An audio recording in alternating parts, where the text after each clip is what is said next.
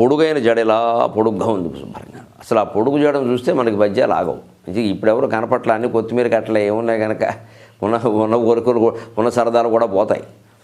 అంత పొడుగు జడ చూశాను నేను, ఆశ్చర్యపోయాను. ఇంత పొడుగు జడ ఉన్న వాళ్ళు ఎక్కడైనా ఉన్నారు? ఎంత చేస్తే ఆవిడకు 30-35 ఏళ్ళు వయస్సు కూడా ఉండదు.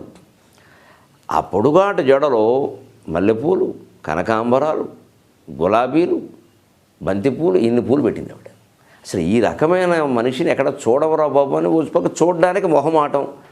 పక్కన ఏమన్నా వారి శ్రీవారు ఉన్నారేమో మనకి తెలియదు, అసలు వారు ఏమిటో మనకి తెలియదు విషయం. కానీ చూడకుండా ఉండలేము, చూశాక కవిత్వం చెప్పకుండా ఉండలేము. ఇప్పుడు కవి అంటే అంతే కదా. సరే ఆవిడకి చెబితే పరిస్థితి ఎలా ఉండదు, కానీ నాలో నేను కొనుక్కున్న పద్యం కూడా మీకు చెబుతాను సరదాగా. ఎందుకంటే చలికాలంలో హేమంత ఋతువులో మీరు వింటున్నారు ఈ 193వ భాగాన్ని. చాలా సరదాగా ఉంటుంది దంపతులు కనుక ఎటువంటి పద్యాలు పాడుకుంటే.